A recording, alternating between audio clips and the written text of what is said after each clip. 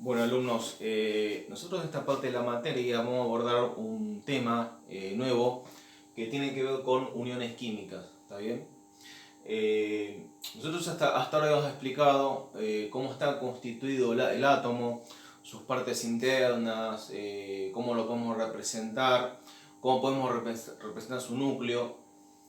Habíamos dicho obviamente que el átomo si la materia está conformada por átomos, es el constituyente básico de la materia son los átomos, pero hasta ahora no hemos explicado cómo los átomos están unidos en esa materia, porque no es que solamente la materia tiene átomos, sino que los átomos para constituir la materia tienen que unirse de una forma, ¿está bien? Bien, justamente a eso hace referencia el tema de uniones químicas, uniones entre átomos, para formar estructuras más complejas que en definitiva terminan constituyendo los distintos tipos de materias que encontramos, ¿no? Porque no todos los materiales son iguales, hay diferencias. Y justamente esa diferencia viene a colación de distintos tipos de uniones, ¿está bien?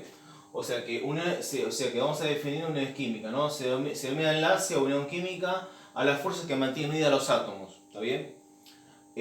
O a los iones, porque podemos hablar de átomos o iones. Iones serán como átomos con carga, ¿no?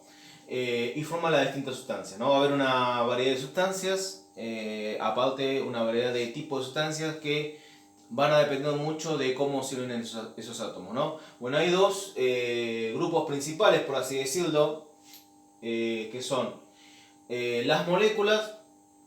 Es decir, los átomos, por un lado, pueden unirse formando pequeños agregados que después tienen que unirse entre ellos, obviamente. Entre estas moléculas va a haber también una cierta atracción entre ellas que va a hacer que se unan. Y esta unión se llama unión covalente molecular. Se da en sustancias básicamente en líquidos, ¿no?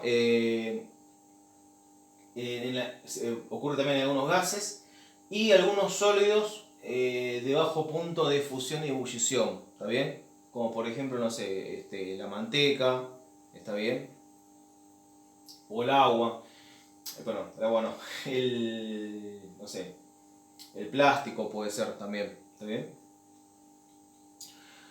En el caso del agua sería digamos, de la variante líquida. O pueden formar redes tridimensionales, que son cristales. ¿También? Esto se da más que todo en, por ejemplo, metales. Los metales se dice que son cristales metálicos. El diamante, por ejemplo, las rocas, todo aquello sólido. Esto básicamente se da en sólido, ¿no? Sólidos que tienen un muy alto punto de fusión. Es decir, que no, digamos, no se los derrite fácilmente. También se dan rocas, sobre todo en química mineral, ¿no? Pero tanto en un caso o en otro va a haber un tipo de unión química, ¿está bien? Que va a justificar esa diferencia de estructura. Bueno, el tema de unión química ya se ha hablado de la época de Dalton, ¿no? Los primeros modelos atómicos que habían aparecido en la historia de la ciencia, estaban en el siglo XIX. Pero ¿qué pasó? Cuando se empezó a indagar sobre la estructura atómica, aparece la relación entre estos tipos de uniones químicas y la estructura, la configuración electrónica externa de los átomos. Se empezó a buscar una equivalencia entre este concepto, entre estos dos conceptos, ¿no? Entonces ahí empieza a aparecer las teorías más modernas que explican la unión entre átomos basándose justamente ciertamente en la estabilidad de ese átomo en función de cómo está conformada esa configuración electrónica externa. Por eso venía a colación de que para abordar este tema hay que tener muy en claro bien cómo la estructura electrónica externa de los átomos y cómo determinar los electrones del último nivel, ¿está bien? Entonces lo que vamos a abordar ahora es abordar distintas teorías que tratan de explicar esta unión en función de ese concepto, ¿está bien?